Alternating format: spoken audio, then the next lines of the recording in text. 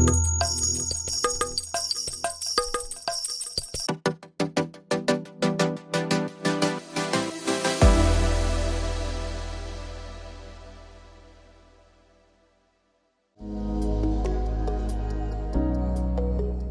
a rapidly evolving digital landscape, where every click can spark a conversation and every post has the potential to influence millions, the importance of effective storytelling and ethical engagement has never been clearer.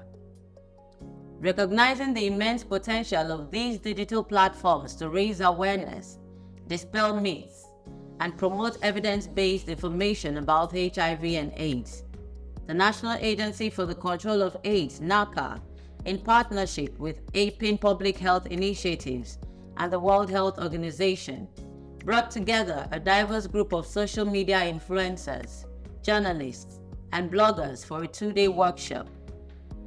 Participants engaged in in-depth discussions, expert briefings, and skills-building sessions to effectively communicate NACA's core messages.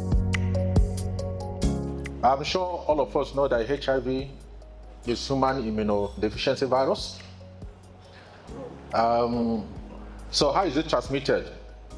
This table, one person, how is it transmitted? One way HIV is transmitted. So yes, sexual transmission, especially what we describe as unprotected sex. This table, which other word do you know? Sharing needle. Okay, so if you share sharp object, because it can lead to blood contact, you can also have HIV. This table, how else do you think HIV is transmitted? Blood transfusion. So if you have blood transfusion that is not properly screened, the other table, which other way do you know? Mother to child transmission. Okay, these are the common ways. So the commonest is actually sexual transmission. These are the ways transmitted. Now, that also speaks to how to prevent HIV primarily. If you know how it is transmitted, you know how to prevent it. You also know how it is not transmitted. Sleeping in the same bed, except if there's sexual intercourse and if it's unprotected, does not. Sharing the same utensil, eating from the same plate, sharing spoons, does not in any way expose you to HIV. I think we should know that. I'm sure there's nobody that will talk about HIV that will not go to stigma and discrimination these days, because that is what is still with us. So it is very important that not just talking about HIV, but getting to that point of what does it mean for you? What's your attitude to it? What do you feel about it? And how do you behave around HIV and to people who might be living or affected by HIV? Because why we're here really is for us, when we are communicating,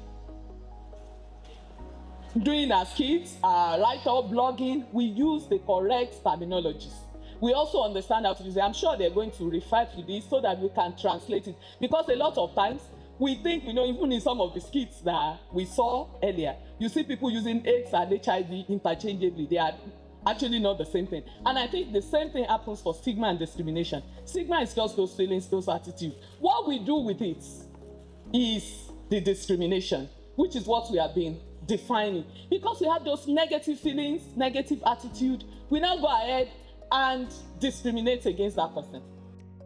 I would say for a fact that this is one of the most engaging and impactful conference workshops I have attended, because it was not just about putting out numbers and statistics. It was the real thing. I mean, training on risk communication and also tasking us to create content that aligns with the goals and objectives of the conference. And I would say, and also, of course, welfare and the atmosphere and resource persons, everything was top-notch.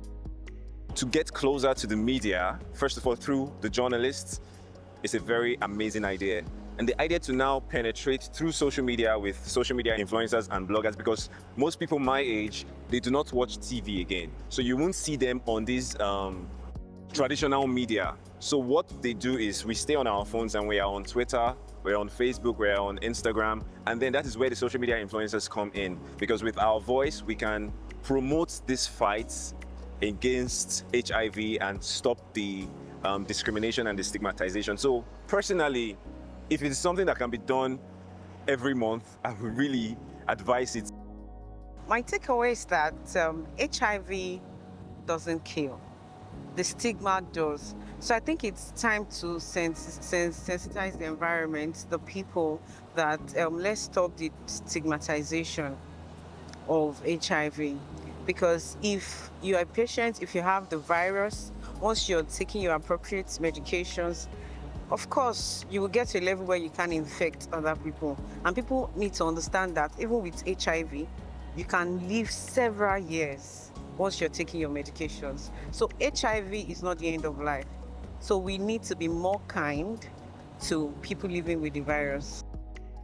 To emphasize the importance of empathy in storytelling, the workshop featured a person living with HIV who shared their story of resilience and triumph.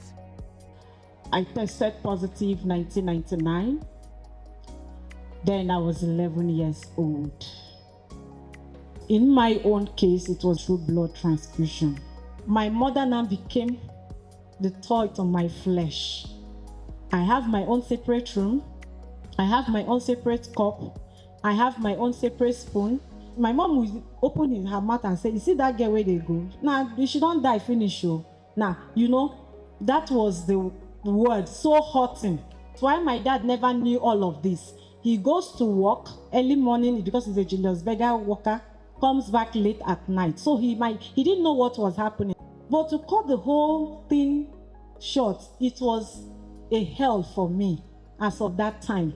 And where the thing took me off my foot was when I was denied admission. That was when I took the bull by the horn, and I have to be the face of positive people. As far as Nigeria is concerned, thousands and one out there to speak on their behalf. People that cannot show their face, people that cannot talk, people that cannot express themselves. I have to stand out to say no to stigma and no to discrimination. As we speak today, I'm a happy married woman with a set of twins. Thank you. This event, the NACA social media workshop, is a great event. It is multifaceted. And what I can say, it hammers on a lot of ground, but then if we can sieve them all together into one thing, then it's a fight against HIV. It's a fight against AIDS to the finish. So it's a fight against gender-based violence. It's a fight against discrimination. It's a fight against stigmatization.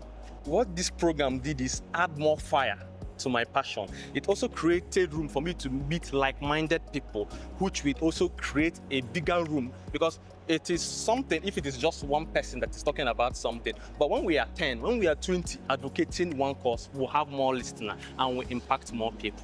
I think it's been a pretty eventful program. There is a lot to learn from it, take away from it.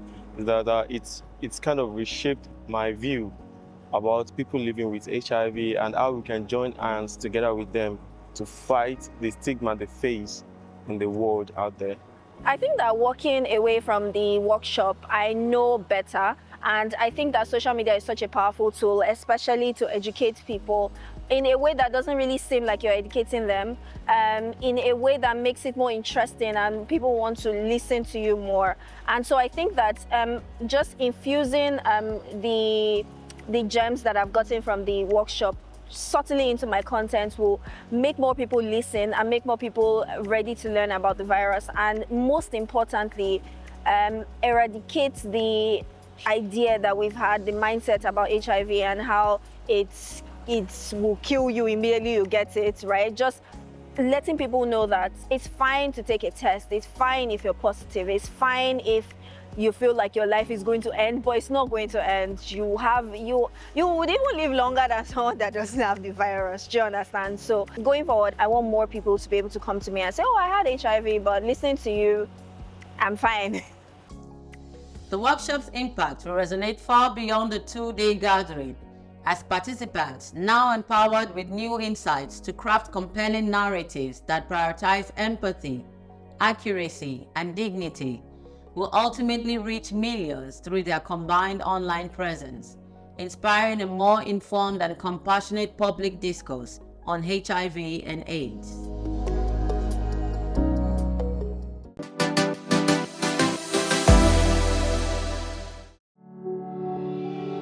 For more information on HIV and AIDS and related diseases, or to report suspected cases of stigma and discrimination, violence and human rights violation, please call the National Call Center toll-free on 6222. Reach us via social media at National Call Center or email callcenter@naca.gov.ng and visit our website on naca.gov.ng.